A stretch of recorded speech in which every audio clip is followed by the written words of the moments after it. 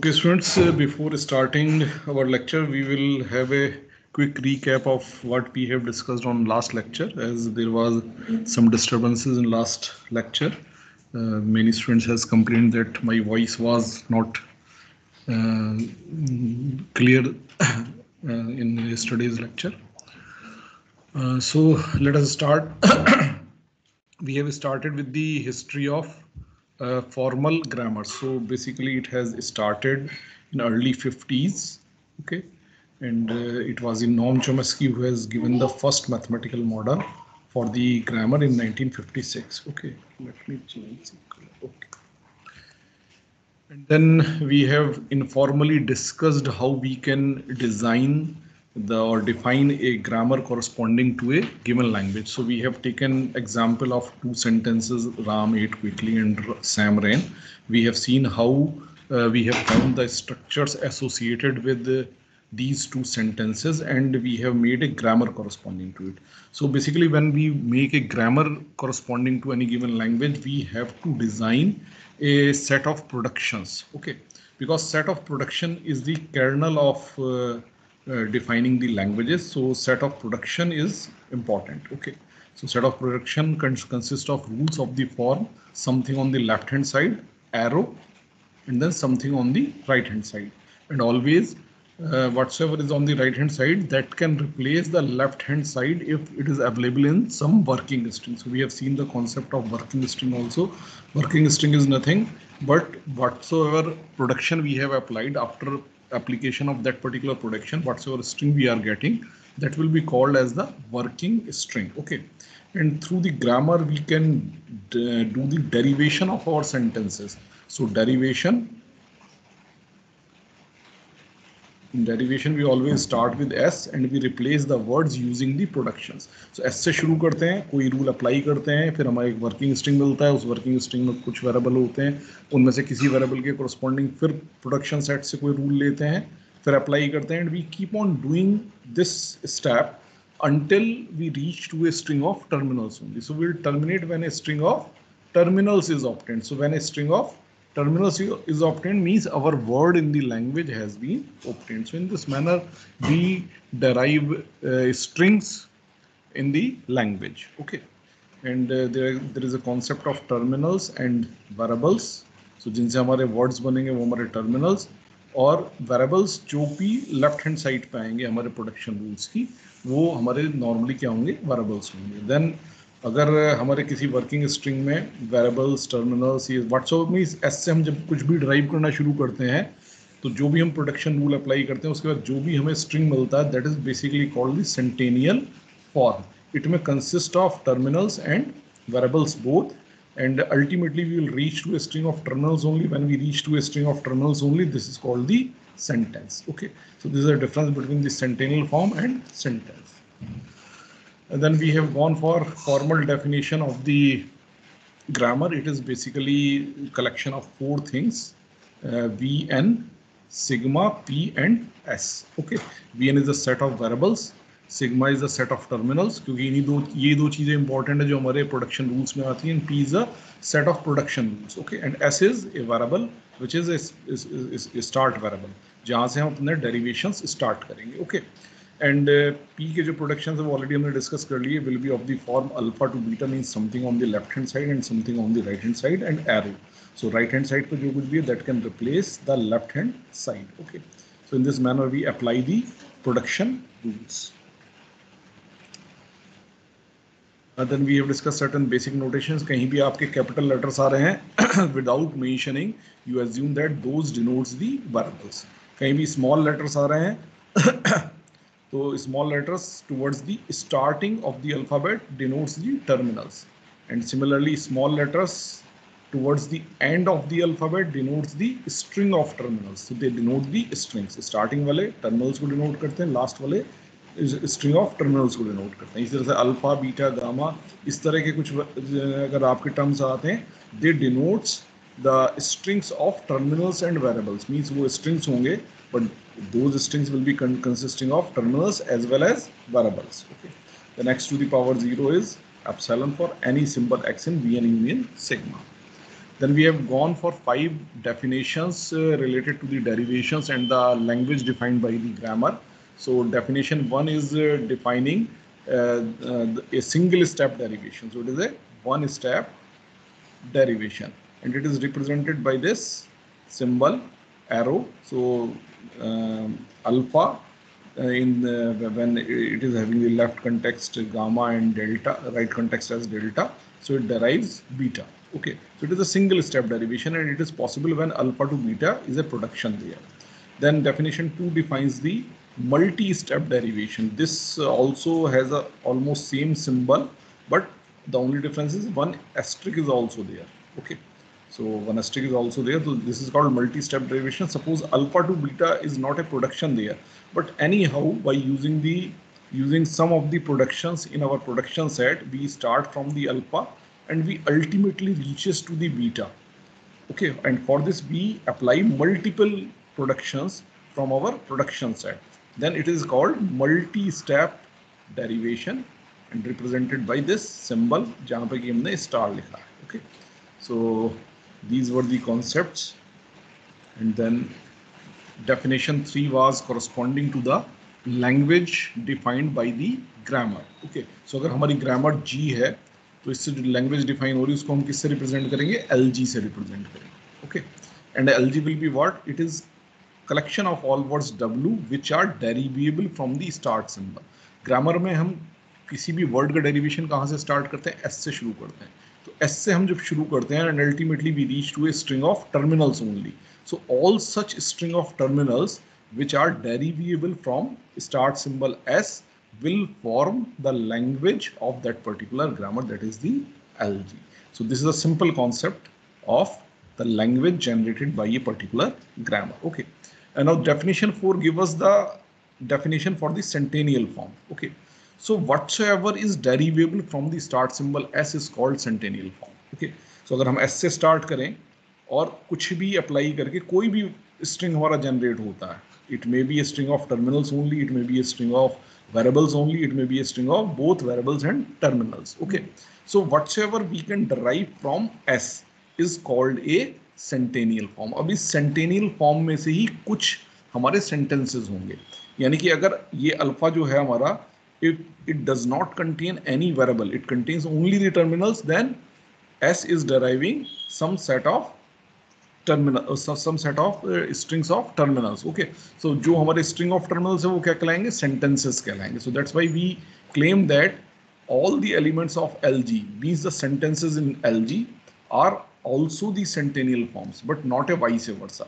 इनके जितने भी हमारे sentences हैं वो सारे के सारे centennial form हैं, but सारे के सारे centennial form sentences होंगे ये जरूरी नहीं है. इज इट, क्योंकि सेंटेंस हम उन्हीं को कहेंगे जिसमें कोई वेरिएबल ना हो, जबकि सेंटेनियल फॉर्म में कुछ वेरिएबल भी हो सकते हैं. So if we are deriving a string which contains variables, it is called a sentential form. Even if it does not contain a variable, then also it is sentential form. But in that case when it does not contain any terminal, then it is basically called sentence. Okay, now this definition 5 is for the equivalence of the grammars.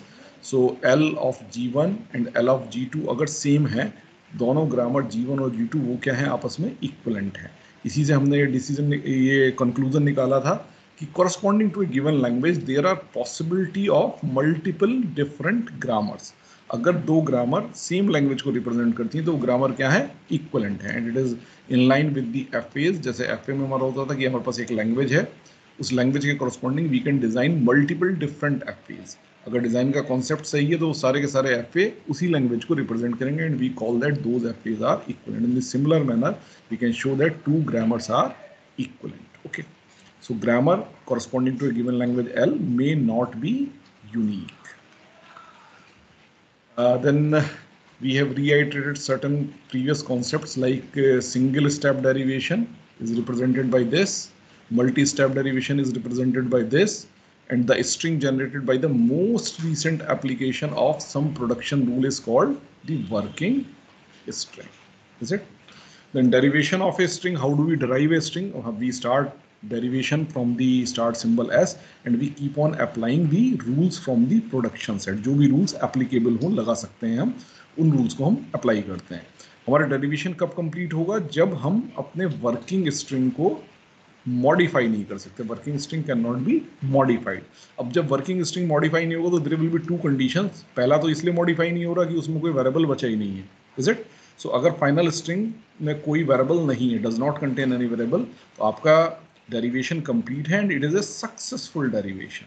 अगर उसके अंदर कोई variable है, इसके बाद भी आप उसे मॉडिफाई नहीं कर पा रहे, यानी कि वेरिएबल तो है मगर उसमें आप कोई भी रूल एप्लीकेबल नहीं है, आपके प्रोडक्शन रूल्स जितने भी हैं उनमें से कोई भी रूल एप्लीकेबल नहीं है, अप्लाई नहीं कर पा रहे हैं आप, then it is a sentential form. तो सेंटेंस नहीं होगा, it will be a sentential form. अगर हमें सेंटेनियल फॉर्म मिलती है ultimately, so it is an unsuccessful derivation. अगर हमें लास्ट में सेंटेनियल फॉर्म नहीं सेंटेंस मिलता है, तो ये हमारा क्या हो जाएगा? Successful derivation.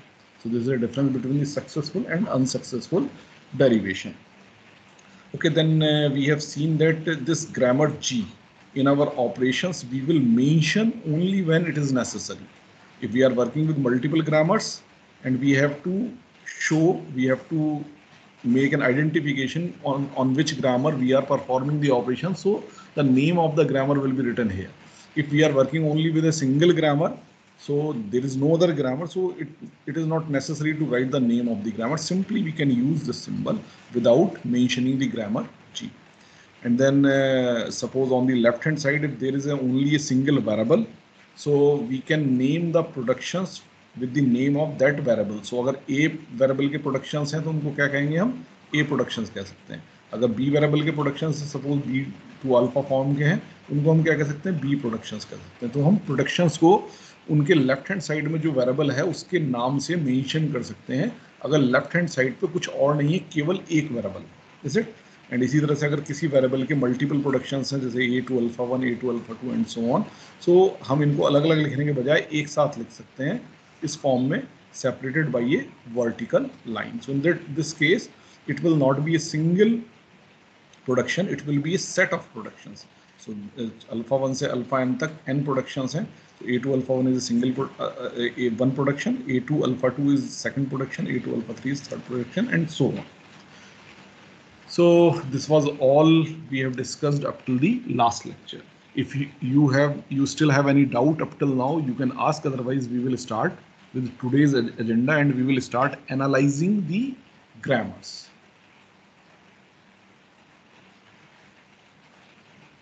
Analyzing grammar. Analyzing grammar means we will analyze the grammar to find the language defined by this particular grammar. So if you have any doubt, you can ask.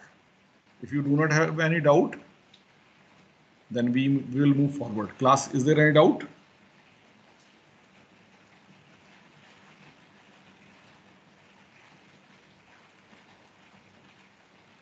Class, is there any doubt?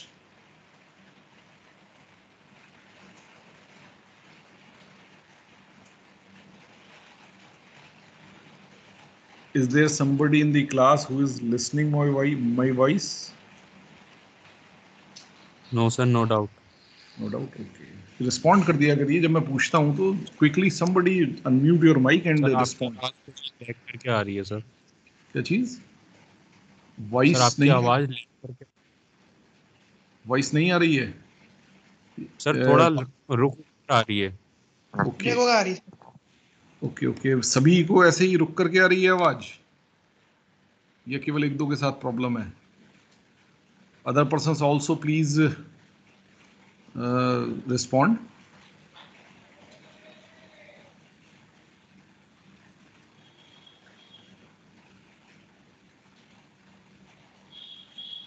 Are you getting the voice? Yes sir, now it's clear. Okay, चलिए. तो let us start. So this is the grammar. So grammar जैसे हमने कहा था कि it is a collection of four things. So VN. So let us see. Suppose this is VN. So this is a set of variables. So in this set there is only a single variable, that is the S. That is the start symbol. Okay. So in this particular grammar there is only one variable. There may be the grammars जहाँ पे आपके one से ज़्यादा variables भी होंगे. Okay. Then this is the sigma, VN sigma. Sigma, it is the set of terminals जिनसे हमारे words बनेंगे, जिससे हमारे sentences बनेंगे. Is it? And then this is the set of productions. सो इसमें सेट ऑफ प्रोडक्शन है, इस सेट ऑफ प्रोडक्शन में आपके दो प्रोडक्शन रूल्स हैं, S2 0 S1 एंड दूसरा प्रोडक्शन रूल क्या है, S2 epsilon, is it? So देखिए लेफ्ट हैंड साइड पे वन वेरिएबल है और राइट हैंड साइड पे कुछ लिखा हुआ है। सो एरो जहां भी आ रहे हैं वो आपके क्या है, प्रोडक्शंस हैं। सो जितने भी प्रोडक्शंस हैं उन सबको मिला के क्या बना आपका set of production P, and then this is your S, which is the start symbol. So certainly it will be present in the Vn as well. So Vn, sigma, P and S. So this is the grammar. So grammar is being defined in this manner. Now we have to find the language defined by this particular grammar. So अगर हमें grammar की language find out करनी है, सो इसकी हमने अभी definition दी थी, definition number 3 में। उसमें क्या था कि जितने भी वर्ड एस से ड्राइव होंगे वो सारे के सारे क्या होंगे, उस ग्रामर से डिफाइन होने वाली लैंग्वेज का पार्ट होंगे। मीन्स अगर एस से ड्राइव करना शुरू करूँ मैं, तो जो भी वर्ड्स मेरे ड्राइव होते हैं उन सबको मैं एक तरफ इकट्ठा करता जाता हूँ, तो वो सेट क्या कहलाएगा, that set will be called as LG, is it? So मैं स्टार्ट करता हूँ, मैंने एस से शुरू किया। अब देखिए मैं इसके नीचे जी नहीं लिख रहा हूँ, केवल ये जो है यही सिंबल बना रहा हूँ क्योंकि मैं सिंगल स्टेप डेरिवेशन कर रहा हूँ, इज इट? अब चूंकि मेरे पास एक ही ग्रामर जी है तो इसलिए मैं इसके नीचे जी नहीं लिख रहा हूँ। मान लीजिए मेरे पास 2 या 3 ग्रामर होती तो किस ग्रामर पे मैं ऑपरेशन कर रहा हूँ, then I have to mention that grammar here, is it? So S drives. अब देखिए मेरे पास दो ऑप्शन है, एस है मेरे पास, एस से शुरू करना है, या तो मैं पहला वाला रूल अप्लाई कर सकता हूँ या दूसरा वाला रूल अप्लाई कर सकता हूँ। दोनों रूल एप्लीकेबल है, दोनों में से कोई भी अप्लाई कर सकता हूँ। सपोज मैं इस सेकंड रूल को अप्लाई करता हूँ, S2 epsilon, so it will drive epsilon. इसके बाद क्या मैं आगे बढ़ सकता हूँ? इसके बाद क्या मैं आगे बढ़ सकता हूँ? ना, इसके बाद मैं आगे नहीं बढ़ सकता। क्यों? क्योंकि अब ये मेरा जो वर्किंग स्ट्रिंग है, पहले देखिए मेरा वर्किंग स्ट्रिंग S था, यहाँ एक वेरिएबल था, तो इसीलिए मैं रूल अप्लाई कर पाया। अब मेरे पास यहाँ जो वर्किंग स्ट्रिंग है, it is epsilon, it is null string, इसमें कोई वेरिएबल है ही नहीं, is it? So I have reached to a string of terminals only और ए नल स्ट्रिंग, ओके?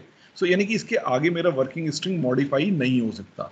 तो अब ये मेरा सक्सेसफुल जो है डेरिवेशन है, क्योंकि मेरे पास कोई भी इसके अंदर वेरिएबल नहीं है वर्किंग स्ट्रिंग में और मैं इसको आगे मॉडिफाई भी नहीं कर सकता, okay? So LG consist of epsilon, this is number 1। अब एप्सिलॉन के अलावा भी कुछ स्ट्रिंग्स हो सकते हैं, क्योंकि मेरे पास जो दो पॉसिबिलिटीज थी उन दो पॉसिबिलिटीज में से मैंने केवल एक पॉसिबिलिटी ट्राई की है, that is S2 epsilon, okay? अब की बार हम वापस स्टार्ट करते हैं S से और कुछ ड्राइव करते हैं। पिछली बार हमने S2 एप्सिलॉन किया था तो देखिए यहीं पे स्टॉप हो गया था, इससे आगे हम नहीं बढ़ पाए थे। तो अब की बार हम दूसरा रास्ता ट्राई करते हैं, दूसरा ऑप्शन ट्राई करते हैं कि S2 0 S1 अप्लाई करते हैं। 0 S1, this I have applied. अब जब मैंने ये अप्लाई किया तो मेरे पास अब वर्किंग स्ट्रिंग क्या हो गया, पहले S था, अब क्या हो गया 0 S1, it still contains a variable. So I have not reach to a string of terminals only and S variable है, ये अभी मॉडिफाई हो सकता है। कैसे मॉडिफाई हो सकता है? इस S के प्रोडक्शंस को मैं यूज कर सकता हूँ। अब S के वापस मेरे पास क्या प्रोडक्शन है, दो प्रोडक्शन है, या तो 0 S1 या S2 एप्सिलॉन। सपोज मैं S2 एप्सिलॉन इस वाले प्रोडक्शन को अप्लाई करता हूँ। सो मैंने S2 एप्सिलॉन इस वाले प्रोडक्शन को अप्लाई किया, तो S की जगह क्या आ जाएगा, एप्सिलॉन। सो मेरा स्ट्रिंग क्या बनेगा, 0 1। So I have reached to a string of terminals only, I have reached to a string of terminals only. अब इसको मैं मॉडिफाई नहीं कर सकता और इसमें क्या है, कोई भी वेरिएबल भी नहीं है, यानी कि मेरा जो डेरिवेशन है वो सक्सेसफुल है। So this will be a word in the language. So the second word which will be in the language which I have got is 0 1. So 0 1 will be in the LG. Is it clear? Then अभी मैंने S2 null apply किया था यहाँ, अगर मैं यहाँ S2 null ना apply करता, मैं वापस इसी को अप्लाई करता S2 0 S1, क्योंकि यहाँ मैं S की जगह 0 S1 भी तो लगा सकता हूँ। तो सपोज अगर मैं दूसरा पाथ लिया होता S2 0 S1 वाला, देखिए 0 तो मेरे पास है यहाँ, इस S की जगह क्या आता, 0 S1 और ये वाला 1 है मेरे पास, ठीक है, ये वाला 1। सो मेरे पास क्या स्ट्रिंग आ जाता है, ये स्ट्रिंग आ जाता है। अब इस स्ट्रिंग में भी मेरे पास क्या है, वापस वेरिएबल है। सो स्ट्रिंग ऑफ टर्मिनल्स पे नहीं पहुंचा। अब स्ट्रिंग ऑफ टर्मिनल्स पे पहुंचने के लिए मुझे क्या करना पड़ेगा, S2 नल अप्लाई करना पड़ेगा। So okay, let me apply S2 नल। जैसे ही मैंने S2 नल अप्लाई किया, मेरे पास क्या आ गया, 0 0 1 1। Is it? So this is a string of terminals only which I cannot further modify, so I have to stop here. Okay, so this will be a word in the language. So next word in the language will be 0 to the power 2, 1 to the power 2. Is it? And अगर suppose मैं यहाँ भी वापस S की जगह नल ना apply करता, वापस इसी को 0 S1 को अप्लाई करता, तो मैं कहाँ पहुँचता? Simply 0 0 0 S1 1 1। ओके, क्योंकि 0 0 तो यहाँ है, ये आ गया, 1 1 यहाँ है, ये आ गया, और जो S था, S की जगह मैंने क्या अप्लाई किया? 0 S1। Is it? तो इस तरह से मेरा ये आ गया। अब यहाँ पे भी फर्दर अगर वापस मैं S is equal to null apply करूंगा, so my string will be 0 to the power 3 1 to the power 3। So 0 to the power 3 1 to the power 3 will be here, and इसी तरह से मैं अगर 0 S1 अप्लाई करूं, आगे मैं अप्लाई करता रह सकता हूं। सपोज मैं n टाइम्स अगर इसी को अप्लाई करूं, so I will be having the form 0 to the power n S 1 to the power n। अब अगर मैं वापस S की जगह 0 S1 अप्लाई करूंगा, तो वापस 0 to the power n plus 1 S 1 to the power n plus 1 and so on, इसी तरह से चलता रहेगा। इससे string apply, string of terminals पाने के लिए मुझे हमेशा S2 नल अप्लाई करना पड़ेगा। सो जितने भी वर्ड्स इसमें होंगे वो किस फॉर्म के होंगे? 0 to the power n 1 to the power n form के वर्ड्स होंगे। Is it? सो मेरे वर्ड होंगे 0 1 0 to the power 2 1 to the power 2 0 to the power 3 1 to the power 3 and so on. ये सारे के सारे मेरे वर्ड्स होंगे। So what is my LG? My LG is all words of the form 0 to the power n 1 to the power n such that n is greater than or equal to 0। Why I am taking n greater than or equal to 0? Because epsilon is also present here। अगर n की जगह मैं 0 लूंगा तो 0 to the power 0 is epsilon, 1 to the power 0 is epsilon, epsilon is epsilon। So I have the epsilon also in here। Whenever I will take n is equal to 1, so 0 to the power 1 1 to the power 1 means 0 1। So this word will be generated and so on। So this is my language corresponding to the given grammar G। अगर given grammar ये है तो मेरी language क्या होगी? ये होगी। और मैंने कैसे निकाली लैंग्वेज? मैंने ये देखने की कोशिश की कि S से, स्टार्ट सिंबल से, स्टार्ट वेरिएबल से कौन कौन से वर्ड्स ड्राइव हो सकते हैं। उसके लिए मैंने क्या किया? एक सिस्टमेटिक डेरिवेशन प्रोसेस लिया। मैंने जितने भी पॉसिबिलिटीज थी मेरे पास रूल्स अप्लाई करने की, उनको सिस्टमेटिक वे में मैंने एक एक करके अप्लाई किया। तो सारे पाथ्स मैंने फॉलो किए, तो जितने भी स्ट्रिंग्स मेरे ड्राइव हो सकते थे वो सब मेरे पास यहाँ आ गए। सो जब मैंने सारे स्ट्रिंग जो ड्राइव हो सकते थे उनको इकट्ठा कर लिया, तो ये क्या बन गया मेरा? Language defined by that particular grammar G। I hope it is clear to everyone class. Yes, sir. So in this manner, suppose a grammar is given to you, you can analyze the grammar to find the language defined by that particular grammar। क्या करना है? आपको ये देखना है कि S से, start symbol से कौन कौन से वर्ड डराइव हो सकते हैं। और कैसे चेक करेंगे कौन कौन से वर्ड डराइव हो सकते हैं? आपका जो भी प्रोडक्शन रूल्स का सेट है, उसमें से जो भी प्रोडक्शंस एप्लीकेबल हो उन सबको एक एक करके अप्लाई करके देखिए। मींस एग्जॉस्टिव सर्च एक आपको करनी पड़ेगी कि कौन कौन से रूल्स एप्लीकेबल हैं। उन सारे रूल्स में से एक एक करके उन रूल्स को अप्लाई करेंगे, उन सारे पाथ्स को फॉलो करेंगे, और उनसे जहां भी हमें स्ट्रिंग ऑफ टर्मिनल्स मिलेगा उसको इकट्ठा करते जाएंगे। इस तरह से हम जो है एनालाइज कर सकते हैं किसी भी गिवन ग्रामर को। Now we are moving to the second example. This second example is the reverse of it. पिछले एग्जांपल में हमने क्या किया था? ग्रामर को एनालाइज किया था to find the language represented by that particular grammar. यहां हमारे पास क्या है? हमें लैंग्वेज दी हुई है, L is being given, so let L be the set of palindromes over AB। तो लैंग्वेज क्या हुई? L is all the palindromes over AB। okay, so epsilon will be there, is it? So it is a palindrome of 0 length। is it clear? Similarly A will be there in the palindrome, it is the palindrome of length 1। आप इसको forward direction में पढ़ेंगे तो भी ये आएगा, reverse direction में पढ़ेंगे तो भी ये आएगा। Similarly B is there. So ये दोनों ए और बी क्या है? आपके 1 लेंथ के पैलिंड्रोम है। इसी तरह 2 लेंथ के कौन से पैलिंड्रोम होंगे आपके? ए और B B. Is it? So A अगर आप फॉरवर्ड पढ़ें तब भी ए, रिवर्स पढ़ें तब भी ए, फॉरवर्ड पढ़ें तब भी बी बी, रिवर्स पढ़ें तब भी बी बी। Is it? तो ये आपके 2 लेंथ के पैलिंड्रोम्स हो गए। इसी तरह से सपोज अगर आपको 3 लेंथ के पैलिंड्रोम्स निकालने हैं तो कौन कौन से होंगे आपके? Triple A, is it? And then B A B. Similarly A B A and triple B. ये 4 आपके क्या होंगे? 3 लेंथ्स के पैलिंड्रोम होंगे। आप देखिए 3 लेंथ्स के और जितने भी वर्ड्स हैं वो पैलिंड्रोम नहीं है। जैसे मान लीजिए आपका A B, that is not a palindrome, जो हमने छोड़ दिया है इसमें। ओके अब देखिए इसको अगर आप फॉरवर्ड रीड करें या रिवर्स रीड करें, ये आपका सेम रीड होगा, so it is a palindrome. B A B चाहे इधर से रीड करें चाहे इधर से रीड करें, it is same, so palindrome. A B A चाहे इधर से रीड करें चाहे बैकवर्ड डायरेक्शन में रीड करें, दोनों सेम होंगे। तो इस तरह से हमारे पैलिंड्रोम्स है and so on. So this is our language. I hope language is clear to everyone. What language we have for which we have to design a grammar. So we are designing the grammar. We are designing. पिछली बार हम क्या कर रहे थे? Analyse कर रहे थे, grammar हमें मालूम थी, लैंग्वेज फाइंड कर रहे थे। अब हमें लैंग्वेज मालूम है, हमें ग्रामर फाइंड आउट करनी है। Whenever we have to design the grammar, there are multiple ways, and moreover, and it is a matter of practice also. Okay, designing में अलग अलग जगह अलग अलग ट्रिक भी लगेंगी, अलग अलग methodologies भी लगेंगी, अलग अलग जो है टेक्निक्स लगेंगी, बट इसके साथ साथ प्रैक्टिस भी रिक्वायर्ड है। सो this is just one example. तो मैं आपको एक जनरल वे बता रहा हूँ। नॉर्मली हम क्या करते हैं, रिकर्सिव डेफिनेशंस को फॉलो करते हैं जब भी हम ग्रामर्स डिज़ाइन करते हैं। रिकर्सिव डेफिनेशंस क्या होती हैं, हम अपनी लैंग्वेज को देखते हैं, उसमें कुछ बेसिक वर्ड्स होते हैं, और उसके बाद वाले जो वर्ड्स होते हैं वो उन बेसिक वर्ड्स के कॉम्बिनेशन से बन सकते हैं। सर्टेन कॉम्बिनेशन और certain operation we can perform over those basic words and we can find the other words in the language.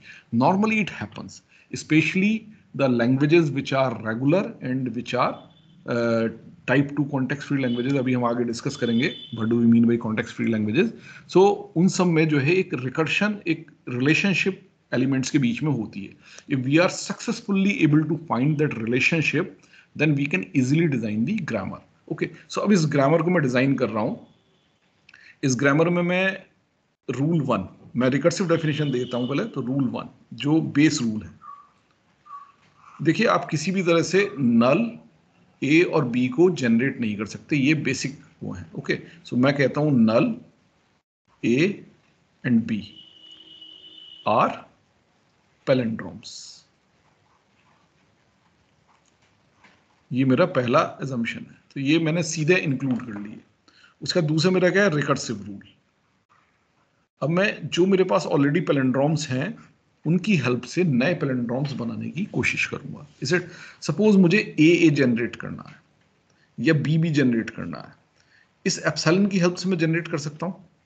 देखिए पैलिंड्रोम क्या होता है कि आप उसे फॉरवर्ड डायरेक्शन में रीड करें या रिवर्स डायरेक्शन में रीड करें, सेम वर्ड्स आते हैं। ओके, तो अब अगर यानी कि सेम वर्ड्स आते हैं तो यानी कि जहां से स्टार्ट हो रहा है वहीं से एंड होना चाहिए, यानी कि स्टार्टिंग और एंड का लेटर सेम होना चाहिए। आप देखिए ये प्रॉपर्टी इन सारे के सारे स्ट्रिंग्स में, सारे के सारे वर्ड्स में आपको मिलेगी। ओके, सो यानी कि स्टार्टिंग और एंड सेम हो, और बीच में अगर ऑलरेडी एक पैलिंड्रोम हो तो आपका नया पैलिंड्रोम बन जाएगा। ओके, सो यानी कि मैं क्या कहता हूं, मैं कहता हूं कि if x is a palindrome,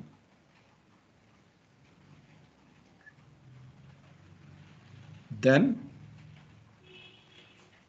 axa and bxb will also be the palindromes.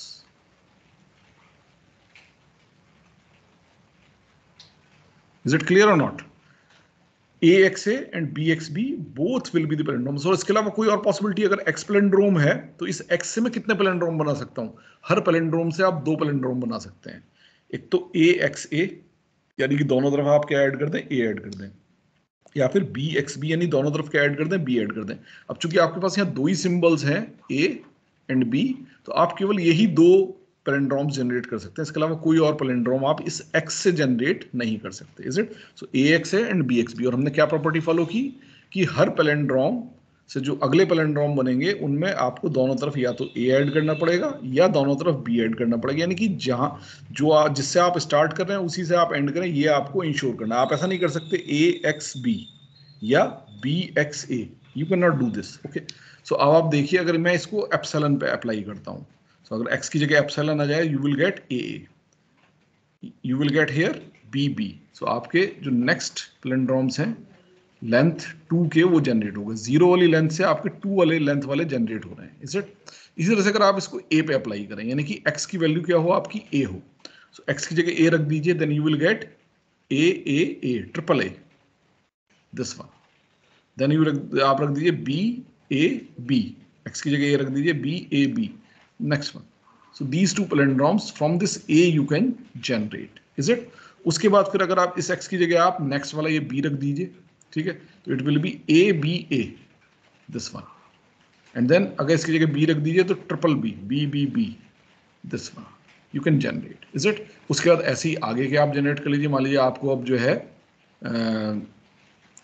ये आपके 3 लेंथ तक के हो गए, अब आपको 4 लेंथ के सारे पैलिंड्रोम जनरेट करने हैं, तो वो किससे होंगे, 2 लेंथ वाले पैलिंड्रोम से जनरेट होंगे। ओके, इन दोनों के इसके दोनों तरफ ए लगा दीजिए या इसके दोनों तरफ बी बी लगा दीजिए, यानी कि नेक्स्ट जो वर्ड्स होंगे वो क्या होंगे, ए ए ए ए, इज इट, दोनों तरफ ए लगा दिए।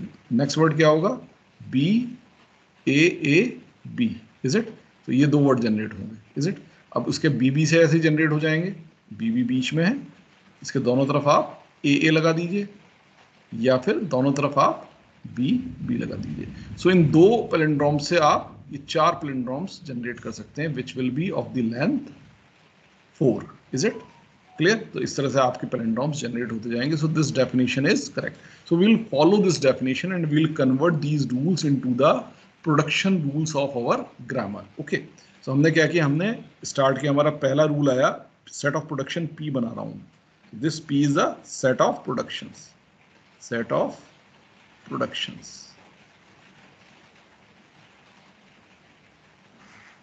This P is consisting of first rule S2 epsilon or A और B. मैंने बताया था S productions हैं, तो मैं वर्टिकल लाइन से सेपरेट करके इनको लिख सकता हूं। अदरवाइज मैं क्या लिखता है, S2 epsilon एक प्रोडक्शन, अगला प्रोडक्शन लिखता है S2A, उससे अगला प्रोडक्शन लिखता है S2B।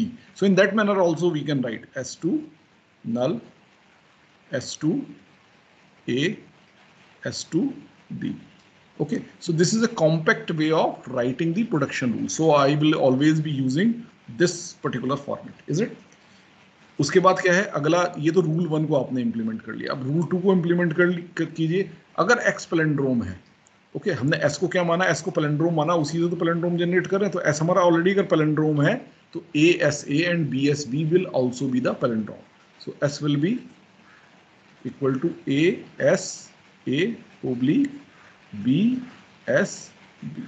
सो दोनों रूल्स को मैंने इंप्लीमेंट किया। सो ये क्या हो गया, मेरा सेट ऑफ प्रोडक्शंस हो गया। ओके, अब अगर मुझे ग्रामर लिखनी है तो grammar ji is what, it is collection of 4 things vn। अब इसमें कितने वेरिएबल्स यूज किए मैंने, केवल एक ही वेरिएबल यूज किया, that is the capital S. Okay, so here also there will be only 1 variable S. मेरा इनपुट अल्फाबेट या टर्मिनल्स का अल्फाबेट क्या है, it is consisting of 2 symbols A and B. Okay, so that's why I will be writing A and B here. So this is my sigma. Then set of production P, वो किससे, these productions. So there are 1, 2, 3, 4, 5 productions in this set P. Okay, अगर मैं यहाँ लिख रहा होता तो यहाँ में कुछ ऐसे लिखता है S2 A S A S2 A S B। तो चाहे इस फॉर्म में लिख लीजिए चाहे इस फॉर्म में लिख लीजिए। Okay, and then start symbol S। So this is my G where P. So basically if you write P then everything is already implicit. Okay, so but normally formally जब आप लिखें तो आप हमेशा जी को मेंशन करिए कि उसमें कौन से वेरिएबल्स आपने यूज़ किए, क्या आपका अल्फाबेट है, सेट ऑफ प्रोडक्शन जो आपने ये डिफाइन कर दिया है, एंड स्टार्ट सिंबल आपका क्या है। So now from the language we were knowing the language, from the language we have obtained the grammar G. Basically if you are able to write the set of production then you have written the grammar. So आगे से हम इस पूरे format को नहीं लिखेंगे, we will be writing only the set of productions. But exam में जब भी आपको लिखना हो, कभी रिटन एग्जाम हो, तो आप हमेशा जी को पूरा लिखिए। I hope it is clear class how we have designed the grammar corresponding to this given language.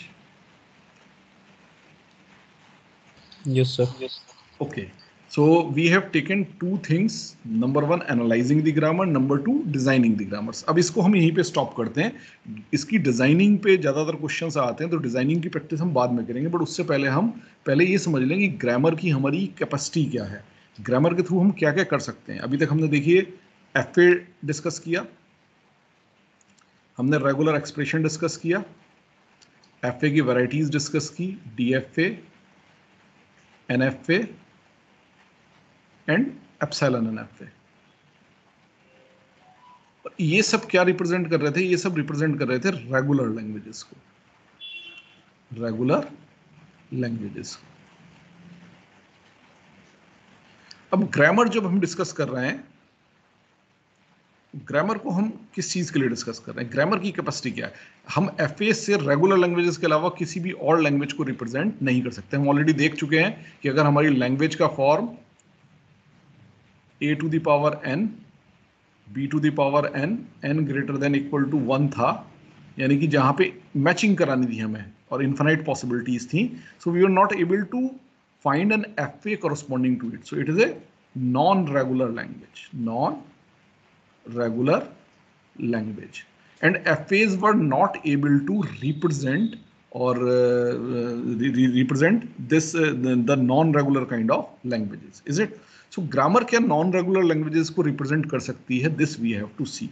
So before going into the further discussion, we will first discuss the kind of grammars which we may have. Okay. For this we will be discussing the Chomsky hierarchy. So this is the Chomsky hierarchy for the grammars. This is the Chomsky hierarchy for the grammars. This Chomsky hierarchy says that we can divide our grammars into the 4 categories: type 0, type 1, type 2 and type 3. जो type 3 grammars हैं, these are called regular grammars and they represent the regular languages. Regular languages. And these are accepted by the finite automata. Okay, so ये हमने already discuss कर लिया, काफी detail में discuss किया है। तो अभी तक हमने जितनी भी लैंग्वेजेस डिस्कस की वो हमारा ये वाला पार्ट था। टाइप 3 लैंग्वेजेस थी जिन्हें हम रेगुलर लैंग्वेजेस कह सकते हैं, और ये रेगुलर लैंग्वेजेस के लिए हम क्या फाइंड आउट कर सकते हैं? We can find the regular grammar. So grammar can represent the regular languages. Okay, now grammar can also represent the type 2 languages which are above than the type 3. अगर आप यहाँ रिलेशनशिप देखें तो देखिए मैंने सर्कल्स बनाए हुए हैं कुछ. So this circle shows all possible regular languages, और जो बड़ा वाला सर्कल है जिसमें टाइप 2 लिखा है, it shows all possible type 2 languages जिनको हम कॉन्टेक्स्ट फ्री लैंग्वेजेस भी कहेंगे. कॉन्टेक्स्ट फ्री ग्रामर है तो क्या कहेंगे? Context free languages. And it will be accepted by some other tool that is known as the push down automata. So that is also an automata, a special kind of automata that is known as the push down automata. Is it? इससे हमारा ये represent होगा. और ये जो बड़ा circle है, इस छोटे सर्किल को इसने एम्बेड कर रखा है. It consist of, it contains this smaller circle. This shows the relationship between the two kind of languages. Means every type 3 language is also a type 2 language. Is it? Every type 3 language is also a type 2 language. क्यों? क्योंकि ये इसके अंदर contained है. But every type 2 language is not type 3. क्योंकि देखिए type 2 language जो यहाँ exist करेगी, that cannot be treated as type 3 language. But एक type 2 language जो यहाँ exist कर रही है, that can also be treated as the type 3 language. Is it? So इनके बीच में relationship क्या है? Containment relationship है. यानी कि context free languages fully contains all the regular languages also. यानी कि जितनी भी हमारी रेगुलर लैंग्वेजेस हैं वो कॉन्टेक्स्ट फ्री लैंग्वेजेस भी हैं, मगर हर एक context free language regular language हो ये जरूरी नहीं है. I hope this is clear class. Yes sir. Okay, now in the similar manner if you see that a bigger circle is there for the type 1. Okay, and this type 1 is called context sensitive grammar and the corresponding language is called context sensitive language, and it is accepted by linear bounded automata. So this linear bounded automata abhi hum aage discuss karenge. This is nothing but it is the Turing machine with linear tape length. अभी चूंकि आपने Turing machine नहीं पढ़ी है, Turing machine का structure आपको नहीं मालूम, तो ट्यूरिंग मशीन के स्ट्रक्चर में एक टेप होता है. सो वो टेप इनफाइनाइट टेप होता है जो ट्यूरिंग मशीन होती है. लेकिन अगर उस टेप को हम लेंथ को लिमिट कर दें, सो वो अगर उस टेप की लेंथ लीनियर फंक्शन हो हमारे इनपुट लेंथ का, तो हम उसको बाउंडेड लेंथ का टेप कहते हैं। Is it? चूंकि इन प्रैक्टिस जो है आप इनफाइनाइट लेंथ के टेप जो है नहीं ले सकते अगर आप फिजिकली इंप्लीमेंट करने जाए मशीन को। Okay, so that's why finite length जरूरी है। सो लीनियर लेंथ का अगर टेप है तो ये क्या कहलाता है? Linear bounded automata. So tape की लेंथ आपने लीनियरली बाउंड की with the length of input, so ये आपका क्या हुआ? लीनियर बाउंडेड ऑटोमेटा कहेंगे। But basically it is a Turing machine, it is a restricted Turing machine with bounded length. Is it? So this is called linear bounded automata, and this is the tool by which we can accept context sensitive grammars, and these are also known as type 1 grammars. Again containment relationship यहाँ भी है, यानी कि जो भी language type 3 है वो type 2 भी है और टाइप 1 भी है। Is it? जो भी लैंग्वेज टाइप 2 है वो टाइप 1 भी है, मगर टाइप 3 हो ये जरूरी नहीं है। अगर वो यहाँ बिलोंग कर रही है तो टाइप 2 भी टाइप 3 भी होगी, लेकिन अगर यहाँ बिलोंग करी तो टाइप 2 होगी और टाइप 1 भी होगी, लेकिन टाइप 3 नहीं होगी। Is it? और जो लैंग्वेजेस यहाँ बिलोंग कर रही हैं, यहाँ एग्जिस्ट कर रही हैं, वो केवल कॉन्टेक्स्ट सेंसिटिव लैंग्वेजेस हैं। वो ना तो कॉन्टेक्स्ट फ्री हैं ना रेगुलर हैं, क्योंकि अगर वो यहाँ होती, इस जगह पे होती तो कॉन्टेक्स्ट फ्री भी हो सकती थी, इस जगह होती तो रेगुलर लैंग्वेज भी हो सकती थी। सिमिलरली अब ये type 4, it is A further bigger circle. This type 0 is the unrestricted grammar, and language represented by this is called phrase structure language. Means English like normal जो हमारी languages होती हैं, phrase structure languages, or other name also given to it is the recursively enumerable. Recursively enumerable. So it is unrestricted grammar, and it represents the phrase structure or recursively enumerable languages, and this is recognized by the Turing machine, the full-fledged Turing machine with infinite length of tape. Okay, so this is the acceptor for this particular language. So this is type 0. Again, if language exists here, so it is only a type 0 language. It is neither context sensitive nor context free nor not regular. Okay, अगर यहाँ exist करती है language, so type 1 भी है और type 0 भी है। अगर आप देखें, आप कोई भी लैंग्वेज अगर आपको दी हुई है तो टाइप 0 तो सारी लैंग्वेज है, सारी लैंग्वेजेस क्या है? टाइप 0 है। So depending on in which area your language lies, you can decide the type of the language. Now Chomsky has classified these grammars into, अब चूंकि इस एरिया में ऐसे तो मुझे दिखाई नहीं देगा कि मेरी लैंग्वेजेस कहाँ पर एग्जिस्ट कर रही हैं, so there should be some criteria. So Chomsky has classified the grammars into 4 types in terms of the structure of the production. यानी कि structure of the production is the key which will tell me whether my language is type 3, my language is type 2, my language is type 1 और my language is type 0. But again आपको ये ध्यान रखना पड़ेगा, अगर आपकी language type 3 है तो you can also call it as type 2 language, you can also call it as type 1 language, you can also call it as type 0 language, क्योंकि containment relationship यहाँ पर है. But whenever I want the type of the language, so जो भी finest category है that I should represent.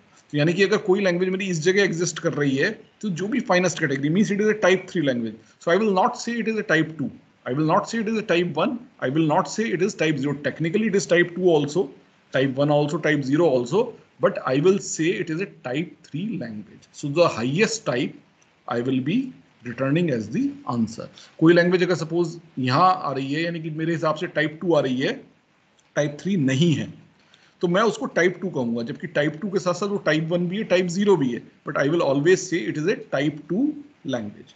I hope this is clear. So it will be decided on the basis of the structure of the productions. So I will look at the structure of the productions to decide which type of language or which type of my grammar is. Class, is there any doubt or clear? Clear sir, no doubt. Okay. So now you carefully look at this table. Okay, इस table में देखिए पहले type दिया हुआ है, this is a type of the language. So type 0, type 1, type 2, type 3, ये 4 type की हम लैंग्वेज डिस्कस की हैं. उसके बाद इनके लैंग्वेजेस के नाम है। अगर टाइप 0 लैंग्वेज है तो मैं इसको क्या कहता हूँ, it is phrase structure language और रिकर्सिवली इन्यूमरेबल लैंग्वेज।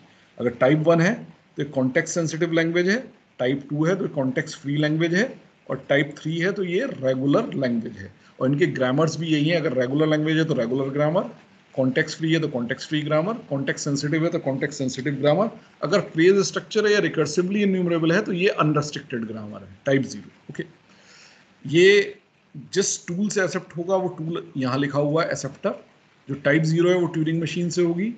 टाइप 1 जो है वो Turing machine with bounded tape length होगी, जिसको हम लीनियर बाउंडेड ऑटोमेटा भी कहते हैं। तो in short we will call it as LBA। Okay, जो टाइप 2 है यानी कॉन्टेक्स्ट फ्री, ये पुश डाउन ऑटोमेटा से होगी, जिसको इन शॉर्ट हम कहेंगे PDA। और जो टाइप 3 है रेगुलर लैंग्वेजेस है, ये किससे होंगी, फाइनाइट ऑटोमेटा से होंगी, जिसको हम इन शॉर्ट कहते हैं FA। Is it? अब इनमें प्रोडक्शंस का अगर ग्रामर के टर्म्स में देखें तो इनमें प्रोडक्शन का फॉर्मेट क्या होगा। टाइप 0 का जो प्रोडक्शन का फॉर्मेट है, प्रोडक्शन किस फॉर्म के होंगे, X to Y, something on the left hand side and something on the right hand side. Is it? अब X क्या है, X में भी any string with non terminals. Normally मैंने आपको कहा हुआ है जहां भी आपको कैपिटल लेटर्स दिखाई दें वो वेरिएबल्स को रिप्रेजेंट करते हैं, बट यहाँ एक एक्सेप्शन है। तो यहाँ मैंने ये यूज़ किए हैं, कैपिटल लेटर्स यूज़ किए हैं, but these capital letters are not representing the variables, these are representing the strings. Okay, तो इसलिए मैंने यहाँ मेंशन किया है अलग से। ओके, X to Y का फॉर्मेट है। तो X क्या है, any string with non terminals, यानी कि ये X कोई भी स्ट्रिंग हो सकता है, बट कंडीशन क्या है, इसमें कम से कम कोई एक वेरिएबल जरूर होना चाहिए, कम से कम एक वेरिएबल जरूर होना चाहिए। इज इट क्लियर है? तो हम जो रूल्स किसके लिए लिखते हैं, वेरिएबल्स के लिए लिखते हैं। तो जब तक लेफ्ट पे वेरिएबल्स नहीं होंगे तब तक वो हमारे वैलिड रूल्स नहीं है, तो ये हमेशा ध्यान रखना है। तो X is any string over VN union sigma, over VN union sigma, यानी कि इसमें टर्मिनल्स भी हो सकते हैं इस X के अंदर, वेरिएबल्स भी हो सकते हैं, बट कम से कम एक वेरिएबल जरूर होना चाहिए। सो it belongs to X and Y, both belongs to this one, VN union sigma star. Is it? So X is any string with non-terminals. Y क्या है, it can be any string, यानी कि इधर कम से कम एक टर्मिनल जरूरी है, इधर कोई रेस्ट्रिक्शन नहीं, इधर हो सकता है कोई टर्मिनल ना भी, कोई नॉन टर्मिनल ना भी हो। ठीक है, हो सकता है कुछ टर्मिनल हो, कुछ नॉन टर्मिनल हो, मिक्स हो, केवल टर्मिनल्स हो, केवल नॉन टर्मिनल्स हो, एप्सिलॉन हो, कुछ भी हो सकता है ऑन राइट हैंड साइड। सो अगर इस तरह के मेरे प्रोडक्शंस हैं, यानी कि इस पर कोई रेस्ट्रिक्शन है ही नहीं, तो ये मेरे प्रोडक्शंस क्या होंगे, ये मेरे टाइप 0 के कॉरस्पॉन्डिंग प्रोडक्शंस होंगे। तो एक तरह से अनरेस्ट्रिक्टेड है ये मेरी grammar. Is it? Now type 1, type 1 क्या है, अगर आप ध्यान से देखें तो मैंने जो ऊपर लिखा है वही लिखा है, X is any string with non terminals, यानी कि लेफ्ट हैंड साइड जैसी टाइप 0 में थी वैसी ही यहाँ भी है। Y क्या है, यस राइट हैंड साइड भी वैसी एनी स्ट्रिंग, बट एक रेस्ट्रिक्शन लगा दी, as long as longer than X, यानी कि Y कोई भी स्ट्रिंग हो सकता है, उसमें टर्मिनल्स हो सकते हैं केवल, उसमें केवल वेरिएबल्स हो सकते हैं, उसमें दोनों का मिक्स हो सकता है, कुछ भी हो सकता है, बट उसकी लेंथ इस X से छोटी नहीं हो सकती, या तो बराबर होगी या फिर इस X से बड़ी लेंथ होगी, यानी कि length reduction of working string is not possible. मैं इसमें लिख देता हूं, length reduction of working string is not possible.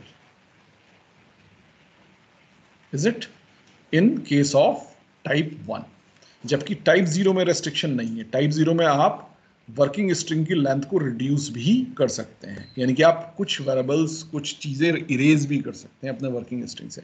यहाँ आप क्या है, इरेज कुछ भी नहीं कर सकते, आप हमेशा उसकी लेंथ या तो बराबर रख सकते हैं या बढ़ा सकते हैं। Is it clear? So this is the difference between the type 0 and type 1 productions. Now come on the type 2. Type 2 में क्या है, X is one non-terminal. Is it? अब मैंने क्या किया, X को restrict कर दिया कि X में सब कुछ नहीं आ सकता। यहाँ पे क्या था, X was any string, यहाँ पे क्या था, X was any string, यहाँ X is not any string, X is a one non-terminal, so means X will be a variable. सो यानी कि लेफ्ट हैंड साइड पे अगर सिंगल वेरिएबल हो तो मेरा ये टाइप 2 के प्रोडक्शन बनेंगे, और राइट हैंड साइड पर क्या हो, एनी स्ट्रिंग। ओके, सो मेरे प्रोडक्शन की फॉर्मेट क्या हुई, x2 alpha in general. Okay, so x is a variable and alpha is a string of variables and terminals. So alpha will be a string of variables and terminals. So अगर इस तरह के मेरे productions हैं तो मेरी language क्या होगी, context free. Okay, अभी हम ये भी discuss करेंगे why we are calling it as context free. Okay, then come on the third one, that is the regular type 3. Type 3 में क्या होगा, x will be a non terminal, यानी कि x will be a variable, left hand side will be a variable, और इसके साथ साथ right hand side पे भी रेस्ट्रिक्शन लगा दी कि राइट हैंड साइड पे सब कुछ नहीं आ सकता, एनी स्ट्रिंग नहीं आ सकता। राइट हैंड साइड पे या तो tn आएगा या t आएगा, जहां पे t क्या है, t इज ए टर्मिनल, और n क्या है, it is a non terminal यानी कि वेरिएबल। यानी कि राइट हैंड साइड पे क्या आएगा, राइट हैंड साइड पे या तो एक सिंगल टर्मिनल होगा या फिर दो चीजें होंगी, पहला जिसमें से टर्मिनल है और दूसरा क्या है, नॉन टर्मिनल है। इज इट, यानी कि मैक्सिमम 2 लेंथ का स्ट्रिंग आ सकता है राइट हैंड साइड पे, जिसमें से एक टर्मिनल होगा और एक नॉन टर्मिनल, यानी कि एक टर्मिनल होगा और एक वेरिएबल होगा। इज इट, तो अगर ये रेस्ट्रिक्टेड फॉर्म है तो हमारा जो लैंग्वेज होगी, जो ग्रामर होगी वो रेगुलर होगी, और किसको रिप्रेजेंट करेगी, रेगुलर लैंग्वेजेस को रिप्रेजेंट करेगी। I hope you have understood the format, the structure of productions corresponding to each type of languages or grammar. Type 0 का ये फॉर्मेट होगा प्रोडक्शन का, टाइप 1 का ये फॉर्मेट होगा प्रोडक्शन का, टाइप 2 का ये होगा, और टाइप 3 का ये होगा। Is it clear class?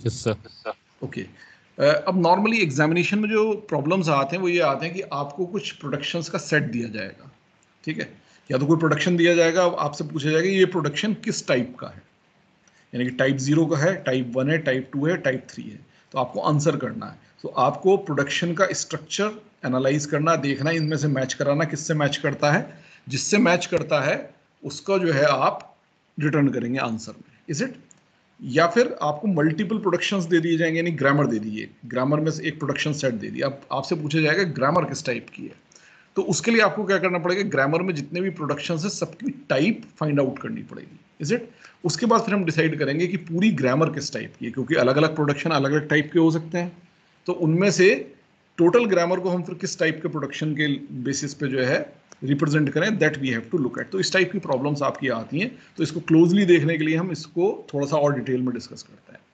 सो आते हैं टाइप 0 ग्रामर्स पे।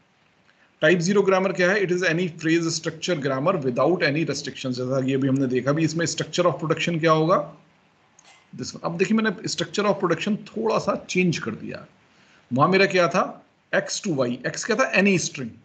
ओके, सो अब उस एनी स्ट्रिंग को मैंने इस फॉर्मेट में लिख लिया, साई फाई अल्फा साई, इसको मैं कहूंगा फाई, इसको मैं कहूंगा अल्फा, इसको मैं कहूंगा psi. Okay, to phi beta psi. So basically हो क्या रहा है, बेसिकली हो रहा है मेरे पास प्रोडक्शन होगा alpha to beta.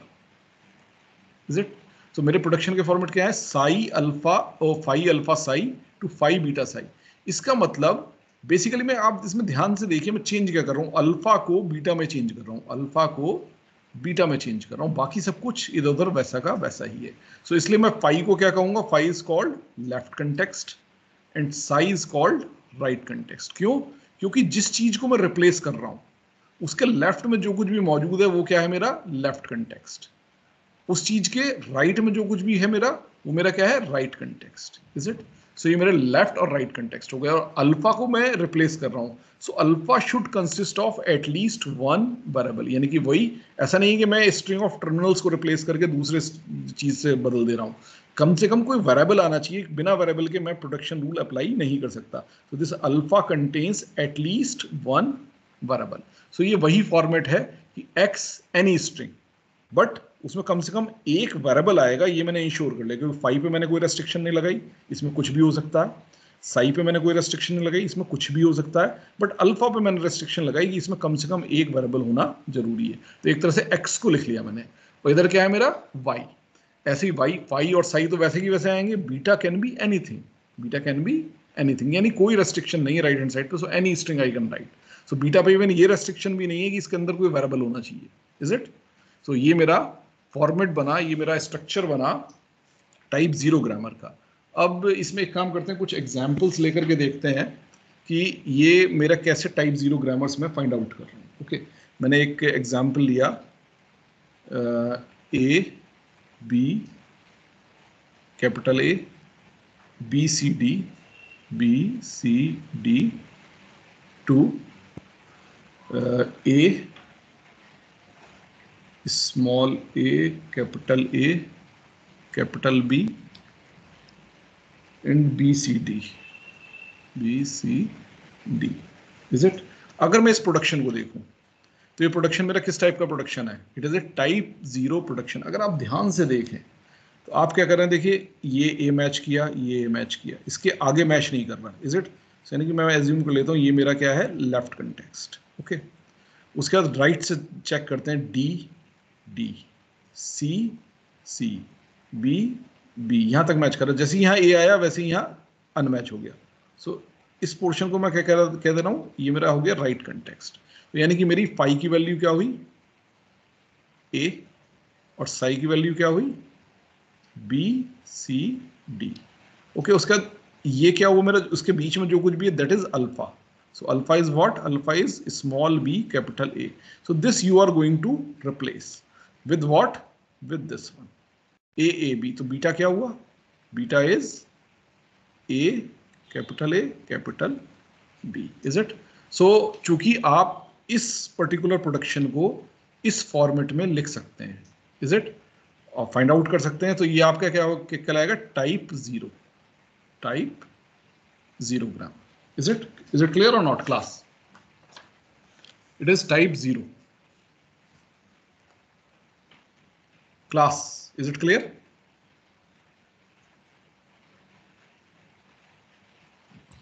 Yes, sir. Yes. Okay. Now I take second example, AC to A. Suppose this one. अब इसमें मुझे बताइए लेफ्ट कंटेक्स्ट क्या है। आप देखिए A तो ये ऐसे ही मैच कर रहा है, इज इट? और इधर की तरफ भी A मैच कर रहा है। अगर इसको लेफ्ट कंटेक्स्ट ले लूं, ठीक है, अगर मैं इसको लेफ्ट कंटेक्स्ट ले लूं, ठीक है, तो मेरा फाई इज ए। अब राइट से मैच करना शुरू करता हूं। राइट से देखिए सी तो कुछ भी मैच नहीं हो रहा, तो यानी कि साई मेरा क्या है, साई इज माई एप्सिलॉन, नल। यानी कि राइट कंटेक्स्ट जो है नल है मेरा, इज इट? और ये मेरा क्या हुआ, alpha, alpha is my C, this one, is it? And beta is what, beta is A. Okay, so this also you can write, so it is also type 0। इसको लिखने के दो मेथड हो सकते हैं, दो तरीके भी हो सकते हैं। आप इसमें एक काम और भी कर सकते हैं कि आप क्या करें, आप करें left context, left context is A, phi, okay, yes, we have written correctly. So this is type 0 grammar. Okay, so beta is your what, beta is your A, is it clear? Beta is A. C को आपने किससे replace किया है, ई से, ए से replace किया, is it? Similarly अगर आप एक और एग्जांपल लें, suppose C to null, okay, so इसमें आप देखिए इधर तो नल है तो हमेशा सब कुछ नल ही आएगा। सो इसका left context phi will also be null, ठीक है, इसका right context psi will also be null. ये क्या है, alpha, so alpha is C, this one, alpha is C, and what is beta? Beta is null, epsilon. Okay, इसकी तरफ null आ रहा है, so it is epsilon. Caret और epsilon I am using interchangeably, both represents the null. Is it okay? So this also we are able to write in this particular format. So it is a type 0 grammar. I take one last example, BA to AB. Okay. Again आप देखिए कुछ भी match नहीं कर रहा, so phi is null, psi is null, and alpha is B A, and beta is A B. So simply alpha से beta replace हो रहा है in any context. Okay, so आप अगर ध्यान से देखें तो कोई भी आपको प्रोडक्शन दिया हुआ है, आप हमेशा इस फॉर्मेट में लिख सकते हैं. So that's why any production, any grammar which will be given to you will always be a type 0 grammar. Type 0 तो होगा ही होगा. ओके अभी आप देखिएगा इसी में से जब हम टाइप 1 और टाइप 2 डिस्कस करेंगे तो इसी में से कुछ एग्जांपल्स हम शो करेंगे कि दोज आर टाइप 1 और टाइप 2 और टाइप 3. Is it? सो जहां भी वो टाइप 1 मान लीजिए, आप देखिए सपोज C2 नल, ये मेरा सपोज टाइप 0 तो है. अगर कहीं पे मैं चेक करता हूँ and I examine this also satisfies the definition of type 2, सो मैं कौन सा नंबर रिटर्न करूंगा? I will return type 2. सो जो भी हायर नंबर है that number I will return. So for each production जो भी मेरा फाइनेस्ट कैटेगरी है, यानी कि जो भी हाईएस्ट नंबर है that I will be return. So इस बात को आप हमेशा ध्यान में रखिएगा. Okay so we have discussed up till type 0 grammars. We will continue our discussion on next lecture. So 3 more grammars we have to discuss, type 1, type 2 and type 3, and then we will see how we can find the type of grammar. अभी हम किसकी बात कर रहे हैं? अभी हम type of production की बात कर रहे हैं कि प्रोडक्शन का टाइप क्या है. एक single production we are analysing, then we will be analysing the whole grammar, a set of productions. Okay so that is our ultimate class. If there is any doubt you can ask, otherwise we can close at this point of time and we will continue our discussion on next lecture. Is there any doubt? Class? No sir. Okay, so I am closing at this point.